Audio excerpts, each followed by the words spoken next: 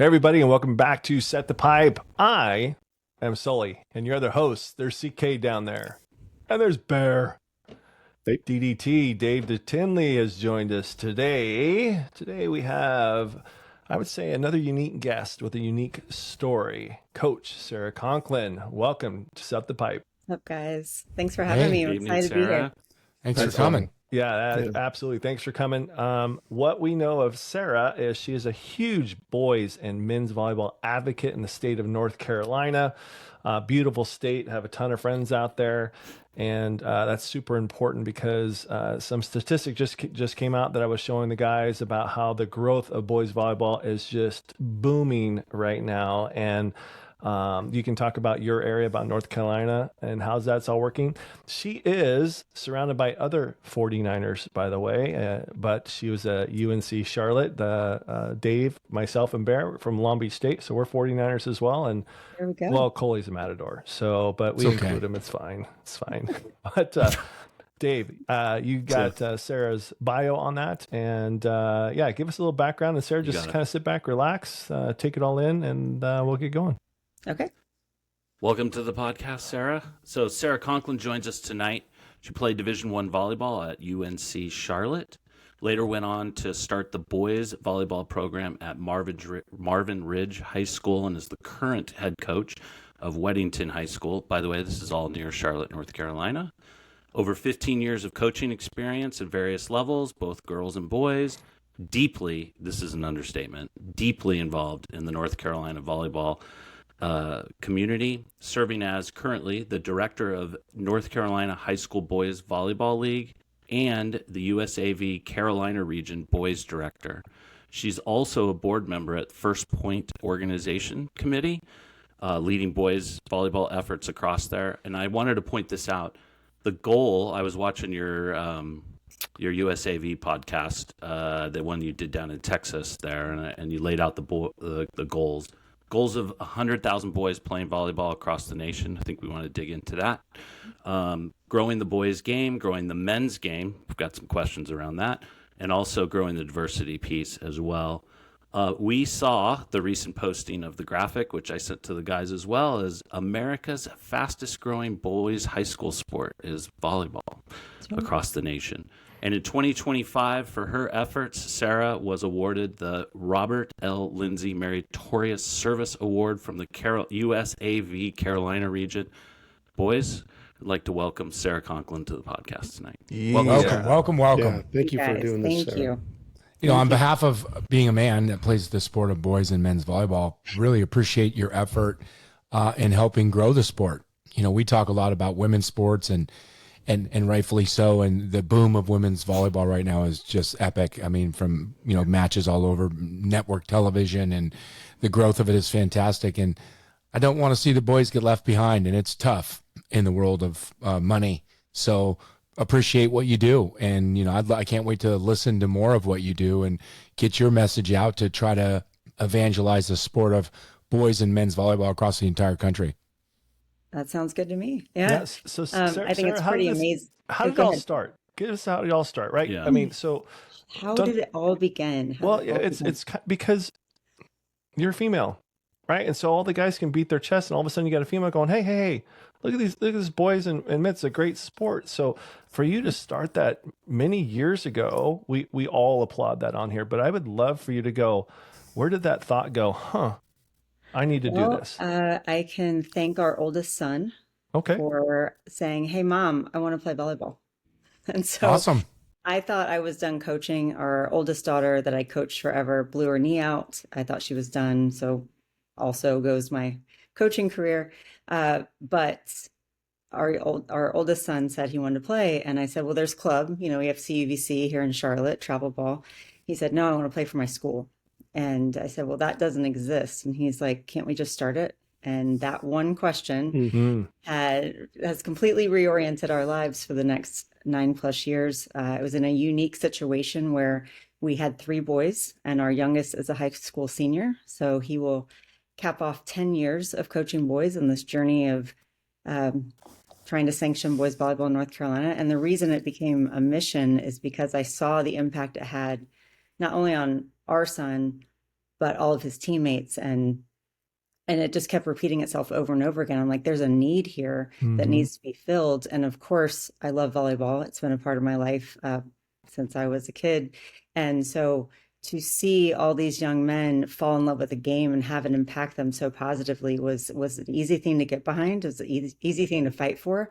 And then when you see a need like that all over the US, it's an easy thing to then just kind of say, this is going to be part of our life now. This is what we are now. We are a volleyball family fighting for boys volleyball across the US. Awesome. That's well, thank you. Amazing. Is there other groups like you in different states, and have you like networked in an alliance with them to trade ideas and how people got maybe high school in, and who's still struggling to do that and how they do it? Yep. So First Point, I got aligned with First Point about 6 years ago. Kenny Rogers is now my co-chair for the National Growth Committee for high school boys. So we meet quarterly with leaders across the nation. So I'll talk to Alaska, I'll talk to Nebraska, I'll talk to Indiana when they are on the verge. And a lot of times we get on these calls and we share best practices of what they're doing, how they grew the game, and we just kind of share ideas. We also commiserate because it's a tough fight, especially in the football states, where what's the toughest 3 hurdles?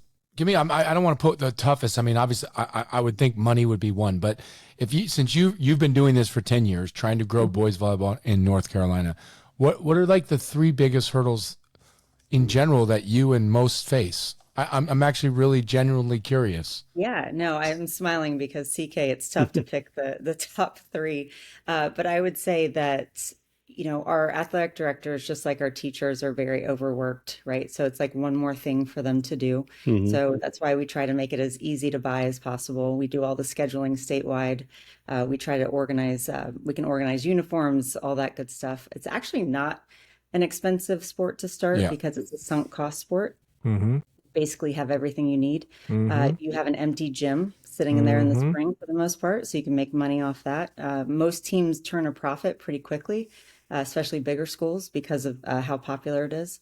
I think people that are overworked and people that don't drink the boys volleyball, men's volleyball Kool-Aid, are very quick to say it's, boys don't play volleyball. It's a girls' sport, and I'm not getting behind that. I got other stuff, they don't even think about it. They don't even think about boys volleyball. They don't think about men's volleyball and all the opportunities they're missing out on. So I think they're comfortable with status quo because it's never been in their sphere. So they've never had to think about it.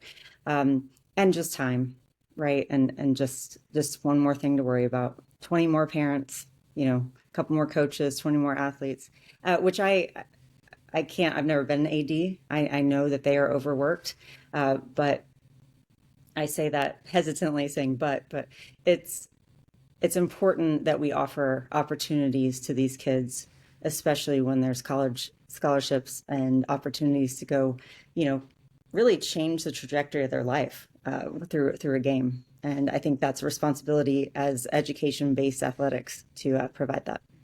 Yeah, we talk a lot about the journey, right? And so for the guys to be able to play in high school and continue that journey, right, and college is amazing. And Dave brings up D3 all the time because he's back east. It's more prevalent out there for the men's game. But I think you're fighting the great fight. And it's funny because it's the stereotypical only girls play volleyball. You've got, and we haven't talked to Dave, but, Coley played college football with volleyball. I was recruited out of high school to go play Division I football. Bear played football when he was younger, and so it's one of those things where it's like, okay, it's been a couple decades now that needs to go away, to get some tough guys like us going out there and playing this great sport that we love, and the journey and the friendships that we had for 30 years now. It's time for people to start stepping up, and the statistics are showing it. Boys volleyball is going through the roof popularity wise.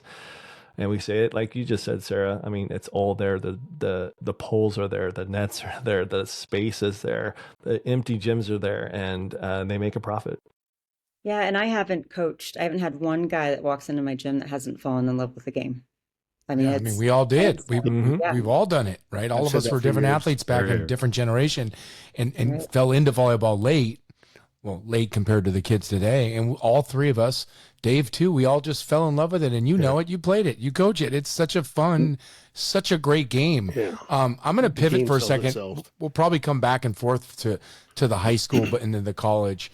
We've talked a lot on this podcast with Al Knipe, who's the head coach at Long Beach State, and a few others, of how we grow the men's game. You're in North Carolina. My kids play basketball.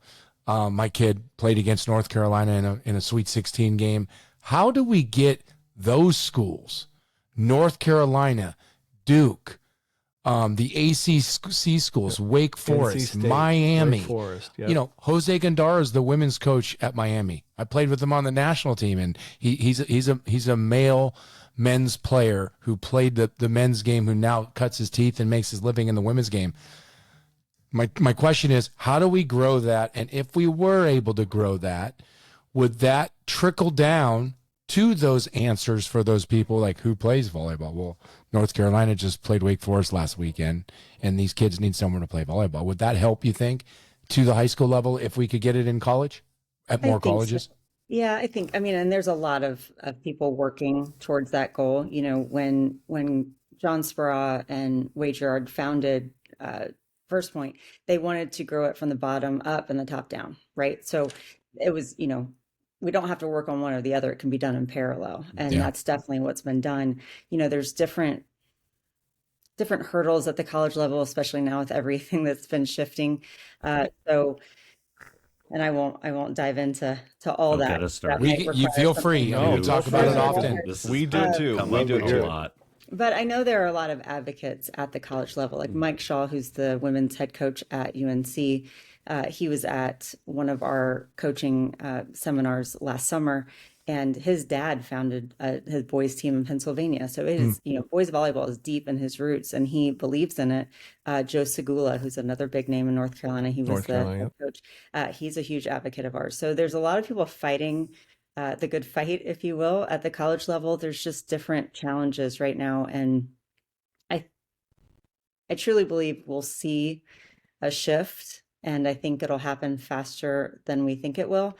I just, you know, like I said, there's a lot of great minds trying to figure it out. It's just, I mean, so it's tough to wrap your brain around because it doesn't make sense. We talk about it all the time, and I mean, we can go to every conference we want from, you know, obviously a lot of the big West schools out here do it, but like the new Pac-12, the Big Ten, you know, we talk about Penn State and Ohio State are two of the best programs in the last 25 years every year. They're a perennial powerhouse. They compete against every school from Hawaii to, you know, up northeast. If they got to play against Michigan and Michigan State and Purdue and like those rivalries in those schools and putting them in the 3,000 to 4,000 people gym, not the 15,000 basketball, I think it would erupt. I think it would be just sensational. I think you're right. And I think, you know, we just expanded the championship to 12 teams. 12, just saw that. I saw that like awesome. Hopefully 16 won't be far behind. So I think you're right, PK. I think those things will gain momentum. The more teams we can put in that tournament, the more exposure they get. I think we have the powers that be have done a good job of trying to get us on TV more, us meaning men's volleyball, and more exposure in that, because I think once you see it, it just hits different, you know, and especially if you can see it in person. I got to take my family to the VNL up in Chicago or near Chicago. Hoffman Estates is what it was. Sure. And it was just incredible. You know, I took a friend and her two kids to the game, and we were playing Canada, and her son had never seen volleyball before, and he was hooked immediately. It was just so much fun. He ended up cheering for Canada to win the third set, so he could just see more volleyball. And he cried. Good for him. He's like, and he was devastated, but he was hooked. And so it's like, if you can get people in the gym, agreed, to see how amazing this sport is, because it's, you know, the men's game is a little faster. It's really exciting. Coaching boys is very fulfilling and rewarding because they bring a lot of creativity from other games that they grew up playing. A lot of guys in my area don't play until they're freshmen, sophomore. So, you know, they don't have the stellar fundamentals that you might see. I'll take those kids in 5 years over the ones that played all year round. All day. I love the multi-sport athlete. We talk about it also. It's really, really difficult to do these days. A quick shout out for the D3 championships as well. It just went to 19, grew 5 That's from fantastic. 2 years ago to last year, with potentially more teams growing or starting, more colleges starting to get the 20th spot as well. So D1 and D3's championships growing. And a lot of these. Oh, I'm sorry. Go ahead, Sarah. Oh no, I was just gonna agree with Dave. Like I think we're adding a 10th university in North Carolina How about next year. that, guys? Think about that. Yeah, I mean, No high school boys volleyball, but 10th university getting ready to well, add I mean, it. Ball State, their area around them they don't have high school ball around there, and That's they crazy. just sanctioned it. So That's unbelievable when you think about it. Like with all what they've done there, and I mean, they've also been just such a great program for decades, right? And to just hear your positive spin on it, and you're the first one I think that we've maybe had on that has talked about the positivity of actually growing the men's game instead of the negative of GCU just cut the program. What are we going to do? How do we grow it? You sound positive. You probably talk to more people than we do in regards to that. I think it needs to grow, and I think, like you said, it's non-invasive isn't the right word, but it's not that expensive to already have what you have within the program. Obviously the coaching is going to be the cost and a few other things, but I mean, it can be done. And I think all these programs and these colleges, I'm not going to say are thirsting for it, but I really think it could be a wonderful sport. The mid-major sport within the high major leagues, right? Like it doesn't need to be college basketball. It doesn't need to be football. And it doesn't right now need to be women's volleyball. Like they're not going to get 15,000 people for a Nebraska-Wisconsin game for men's volleyball, even if they just said, hey, we're going to have men's volleyball. But they could probably get 3 or 4. And if they average 3 or 4 for 2 years or 3 years, now all of a sudden it's 7 and we can watch it grow. So I just hope it really happens, because all of us would love it more than nothing else in the world to watch it grow like that. Sarah, did I read that First Point now is folded into USAV now That's that right. John's there? Does that change anything? Does that help? I think it opens different doors, right? I think anytime you bring the national governing body into something, I think it opens different doors. Sure. I think we're finding ourselves in different rooms at that level. Again, I'm at the high school level, so I'm not meeting with college ADs yet. Maybe that's my next gig. Yeah. But I do think that it changes the conversation slightly. And I can't stress enough how there's a lot of people fighting for the same ideas, CK, that you've been talking about. And, I guess I'm kind of an eternal optimist. I think you have to be to Keep your the head fight. up against a brick wall and fight for something for this long. And because you get told no a lot, it's very entrepreneurial in spirit, where you're just like, hey, I just got to keep fighting, find different ways, be a problem solver. And I think, and I know that the First Point organization is built from people that think that same way. And so they will not go away quietly. I will say that they are fighting for the good. How many sanctioned high school teams right now are in North Carolina?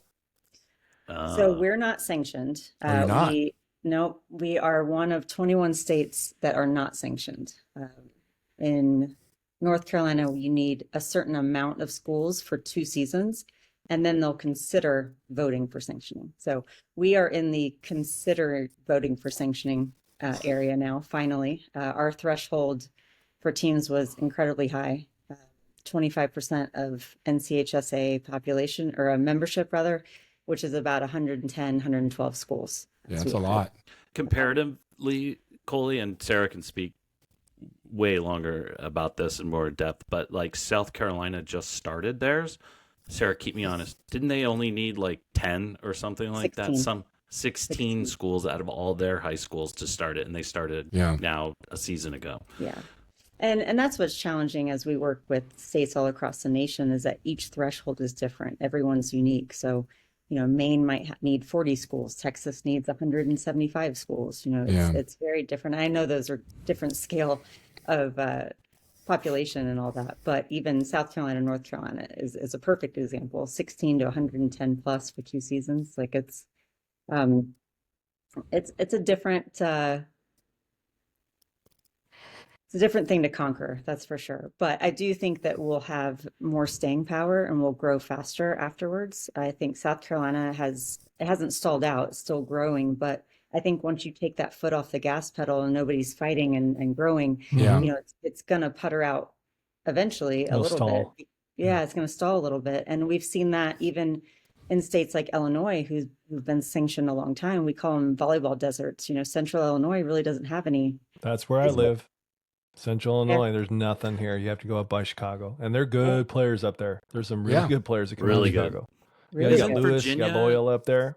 Virginia's not all the way. It has it, but not in every county or something like that. Correct. It's Virginia's kind of like that. Maryland is like that. Maryland is split.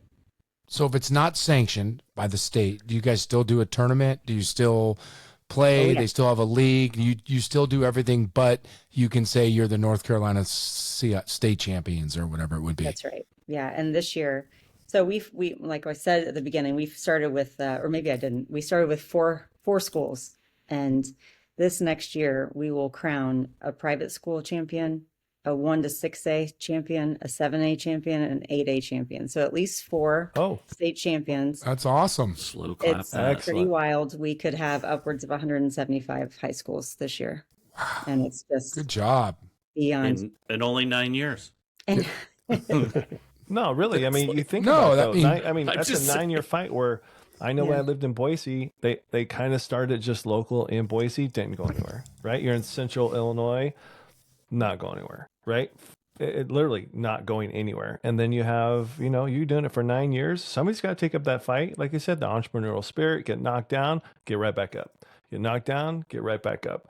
Some of the things I've heard over the years are just mind blowing. Like, it's the excuses, you mean? The excuses, the reasons. It's not worth the wear and tear on the floors. It's a liability. Title IX is thrown around a lot just to shut people up. And, quite frankly, a lot of people don't understand Title IX, even the people that should. So I think in some areas, that pillar that says if you have interest and they can compete, if you don't comply with that, you're actually in non-compliance of Title IX. So excellent. So it's interesting. I think we'll keep our eye on different states, and we might see some, creative ways to grow the game. Yeah, and I think you mentioned this, but I think it'd be great to tell the audience: boys volleyball, the fastest growing boys sport in high school. In high school, yeah. Over the past 10 years, actually every data point, the past 10 years, the past 5 years, and the past year, we have been the fastest growing sport in the U.S. Wow, that's awesome. Yeah, and we've seen a decline in more traditional sports like football, basketball. The 3 fastest growing are volleyball over the past 10 years by 76%. Yeah, I was going to say, it just came out, right? 76%. Yeah, 76, Coley. 76%. Oh, I know. The next one's what, 13? Yes. Yeah. What is it though? I got it. Wrestling and then soccer. And this is boys sports we're talking, right? That's right. Yeah. Golf's at 9%. Look, soccer's at 12. Track and field outdoor 11.5%, and then volleyball's at 76.36% boys sports participation over the last 10 years. Yeah, and we've seen some interesting chatter on social media. One guy said, it's just an easier game to learn. That's why more people are playing it, which he got blown up, as you can imagine. Yeah. Bring it. Go ahead. Imagine. I mean, I've seen you play picnic ball. I've seen you play picnic ball. Who said that, right? And we all know. Man. I mean, it's a highly technical game, but it says there's in boys volleyball growth in high school and boys volleyball in 24-25, 95,000 active participants in high school boys volleyball across America. 95,000. And are they saying that they're calling that high school? They're not calling it youth, right? Correct. Like AAU and then 13%. 13% great. increase in active participants from 2023 to 2024 season. That's huge. And they do have that graph, Sarah, about North Carolina not being one of those sanctioned high schools. I don't know if you guys can see that, but North Carolina's in there, right? So the red is active, obviously, because California and everything's over there. But yeah, they're coming out with huge stats right now. It's actually pretty impressive. And I didn't know it was growing that fast. I didn't know that at all, but those numbers are mind blowing. Right. So when they set the $100,000 players by 2028, I think it was in 2018, they set that goal at First Point, and they thought it was nuts. They like, there's no way. They're already Like there. they thought it was too audacious.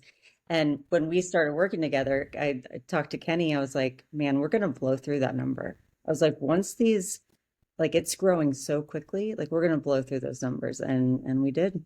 And so by 2028, who knows? I mean, you might have 125. Yeah. Did you say your son's a senior right now? Our youngest son is a high school senior. Yep. And he plays volleyball. He does. And is he going to continue to play after high school? So I think he's going to go the club route. Okay. Awesome. The majors that he wants are at, bigger universities, and what he wants to do is in bigger markets. But a lot of my guys do go play club in college, UNC, Duke, Georgia Tech, NC State. And they're tough teams to make. I mean, they go to nationals. They're highly competitive. I bet they could take on a lot of college teams. I'm sure. This might make you smile, but we just did a podcast with a club volleyball player from the University of Oregon. We just did it last week. A male men's volleyball player from the University of Oregon that played club to talk about that exact thing, club volleyball at the college level. So that's awesome that you mentioned that.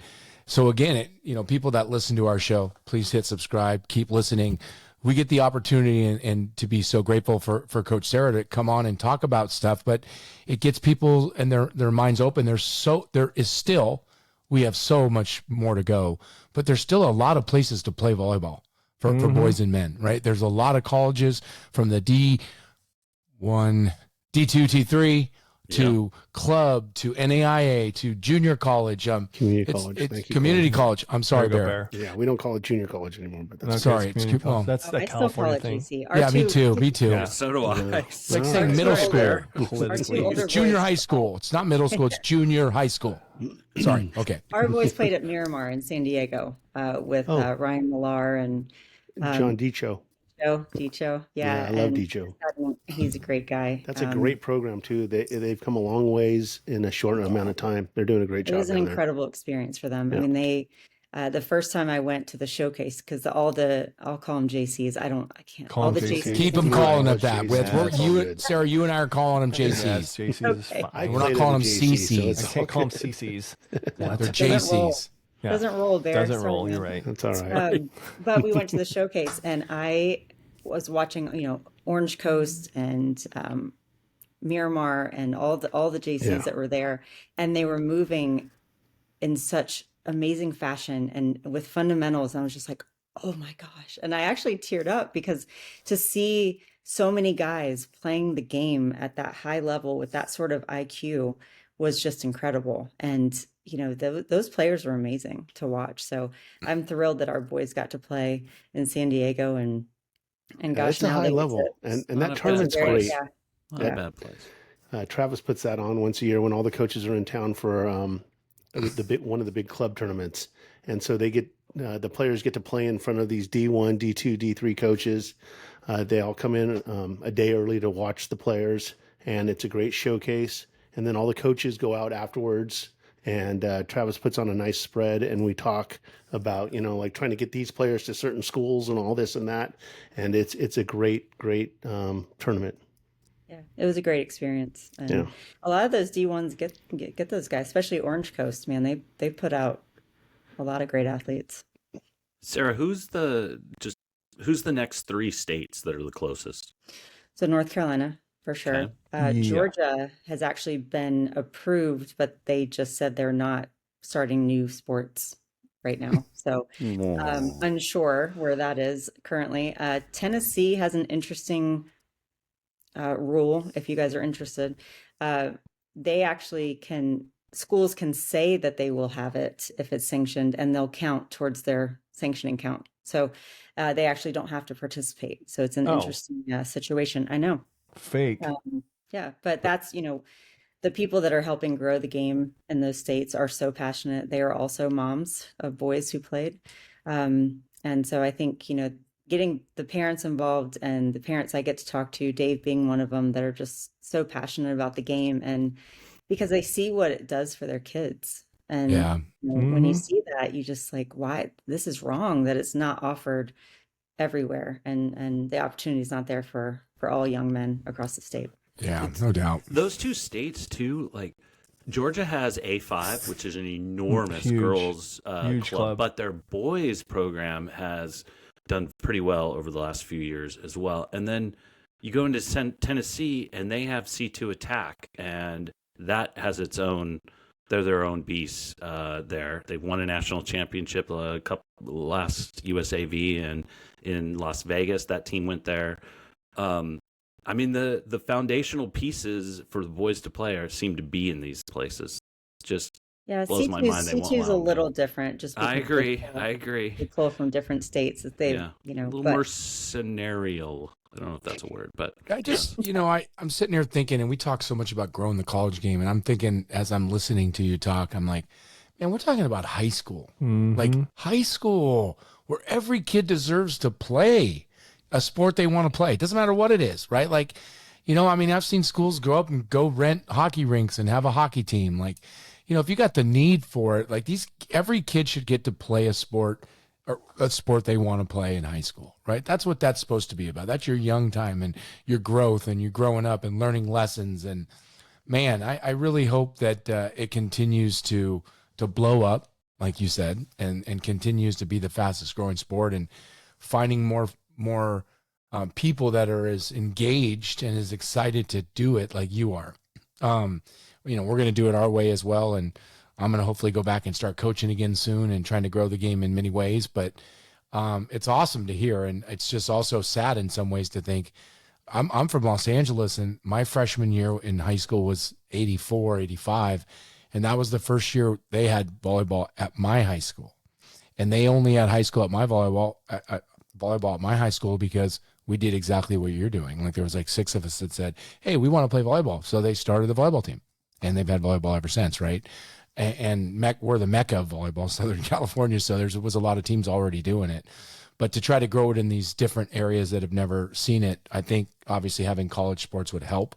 I like it on TV more because you get a chance to watch it, and kids can have more of an idea of what the game is other than seeing it once every 4 years. And you're seeing like just the craziest Olympic level, right? And so I think it's cool. I love this has been enlightening for me because I want to try to help grow it and find out ways here. I mean, Southern California is not every school has it, but almost everyone does. But to see these other states get better and bigger and be able to help the game itself just grow. Yeah, to continue with that, Sarah, what can our listeners do? What can people out in volleyball? Can they actively do things to help this crusade of what you guys are on right now? Or is it more of a top level AD, what your organization does, USAV kind of situation? What can people do? Yeah, so I would say one thing I've learned on this is that a small group of people can make a huge impact. CK, you talked about 6 guys, right? Yeah. Wanting to start a team at your school. Sometimes that's all it takes. You have to have a good formula of an open-minded AD, and that obviously helps a ton to limit the fight a little bit. But I would say, one, if your son or if you play volleyball, to share it on social media. The more people see it, the more they're going to want to do it. The more exposure we can get on that area will be great, and just share it. We want to see guys playing volleyball. The other way is just to reach out, because we know all of the people trying to grow the game in every state. So if you're in Indiana or you're in Nebraska and you want to find out who's growing the game, just email me, Sarah with an H at firstpointvolleyball.com, and we'll get you linked up with them and see what we can do. It's as simple as that, and the more you talk about it, the more we talk about the movement of Sanctioned boys volleyball. We made these the sweet hats, some sweet merch. Look at A little that. homage to Sanctioned Cart. boys volleyball. Yeah. Excellent. Nice. So we had printed some shirts for nationals, Sanctioned boys volleyball. We got inspired by the NFL's Sanctioned girls flag T-shirts that they wore during the draft. I'm like, well, we can do that. I mean, let's piggyback on this.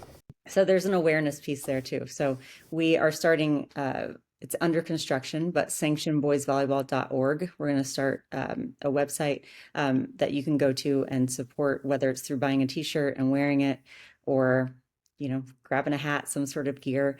But the other thing, CK talking about SoCal, our son coaches at Wave in San Diego. Oh, sure. awesome. That's a A lot great of club. his guys wanted the gear when we were down at Nationals. They're like, well, we need to sanction boys beach volleyball next too.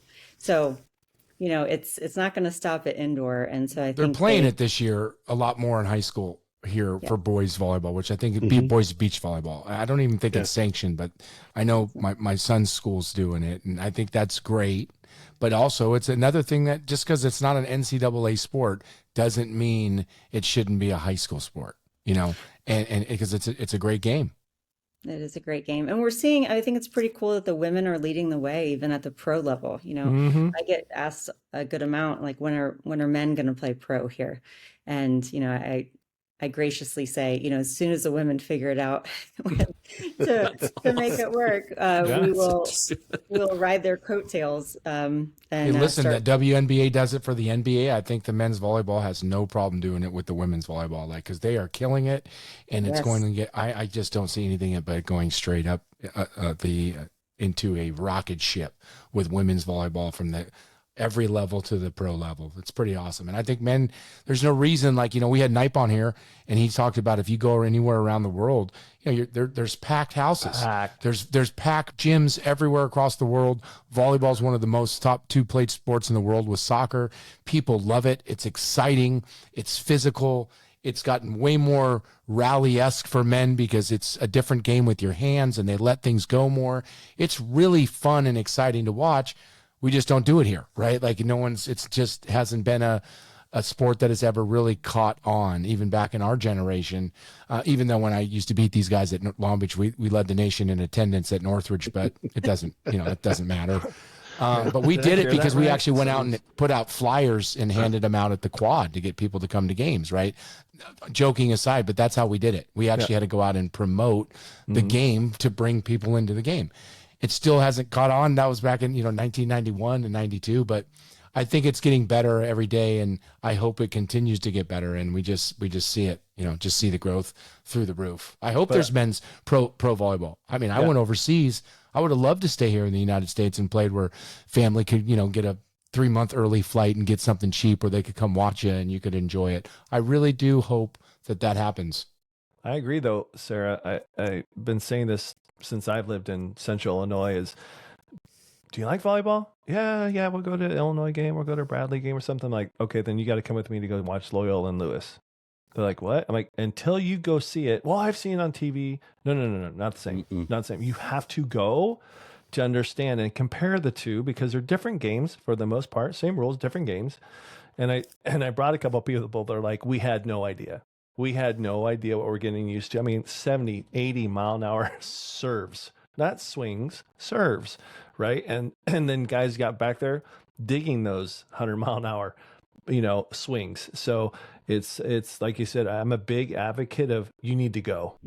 You need to go. So yeah, whose is that? Like, Is that me? That's I me. thought that was me. I turned off the mic, but yeah, no worries. Yeah. Excuse me. I didn't know how to. She's down in Miramar right now. They're doing the jets. Holy They're crap. filming Top Gun 3. There you go. At Miramar. That whole neighborhood fired up after I said, Oh my you got to gosh. go to a I've- game. Yeah. That's so Wow. funny. That's right. I like It's only when it only means it. I mean it, man. Everybody gets behind me. No, That's but what no, makes the in all editing seriousness, so like, fun. you got to So go. fun. And honestly, when we brought Coley on to be, our third host, Hold on. Don't worry about it. It's all good. It's all good. Edit it out. Oh, is it do That's it great. again?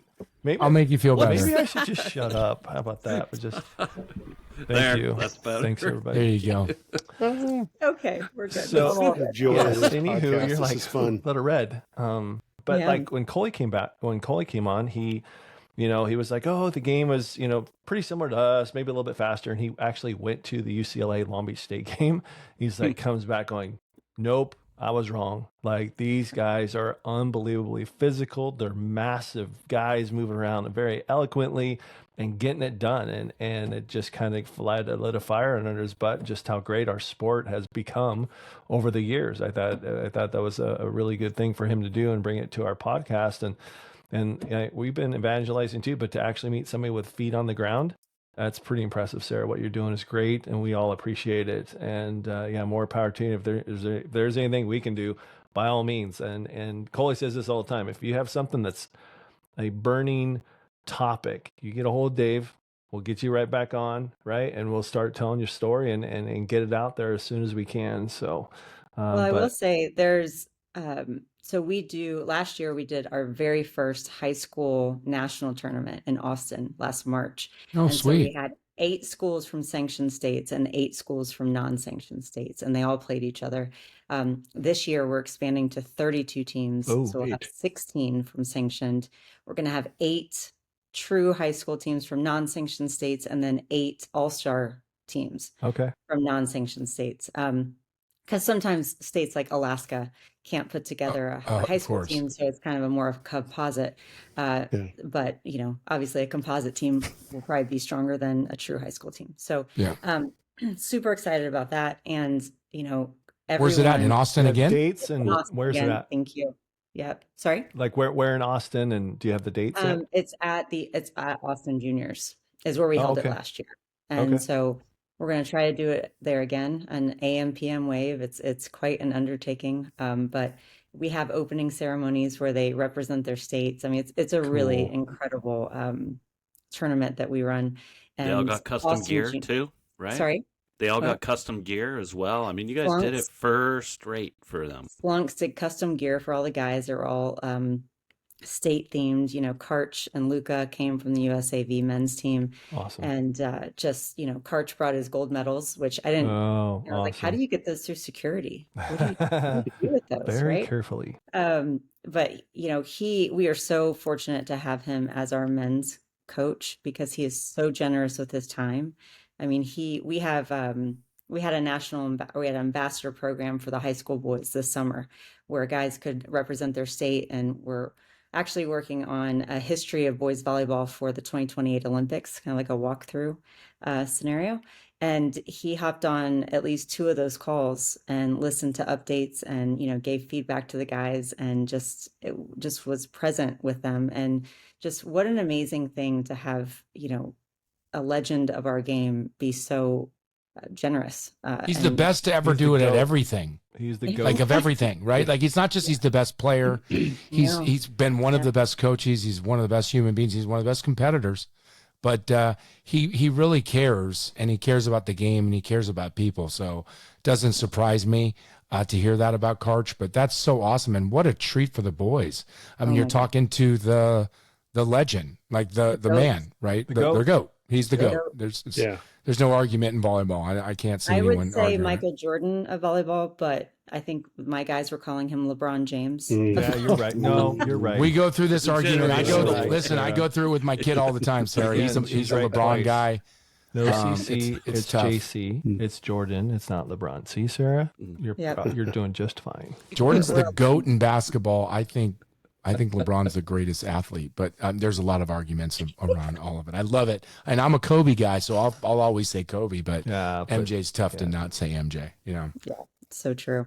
Yeah. So true. Well, Sarah, did we cover everything that we think we need to cover right now? Big our boys, you got any more questions? I think this interview has been great for us, educational wise. I think it's great for our, the people that listen to Set the Pipe because it's on the cusp. It really is. You're right. It's just you're right at that waterfall. You're just right there, and then it's just gonna go. It's just really gonna go. And I just feel so fortunate. Like I get to meet awesome guys like you, and then Thank you. just volleyball people are just good people. So Mhm. as we meet more people from more states, more people that are fighting to expand the game, whether at the high school, college, or beach, really all levels. I think it's very exciting to be a part of. Coach Spra, John Spra, being our lead guy now at USA Volleyball. Seeing his vision and hearing what he sees for our game across every element of it is just really exciting to be a part of. And like you said, Sully, it's only going to go up, man. Yep. Yeah, we need to get Spur on here. You know, one last thing I'm going to say before we go is, you played college volleyball. Do you still talk to any of your college teammates that you played with? Some of my best friends. Yep. So some of your best friends. So this again goes to the audience. I always love to say this stuff. If you're listening to us, thank you for listening. Hit subscribe. But like Sarah mentioned it a few times. Coach mentioned this a few times about what a great game it is, what a positive it is on your life. She said some of her best friends are from playing volleyball. We're all here together. We talk about this all the time because of the game of volleyball. Play it. Help support it. Go send her an email. We'll put it down below. Find a way how you can help evangelize boys volleyball, high school boys volleyball in your state. If you're not doing it and you want to help, please do. We need to keep growing the sport. We need to keep letting it go nothing but up, both men and women's, and just let this become one of the best sports this country has to offer, period. Sarah, thanks so much for coming on Set the Pipe. Again, we'd love to have you back on. Anything urgent, make sure you get a hold of us, and we'll get you right back on. Thank you, gentlemen. That was me, Sarah. Thank you so much. Okay.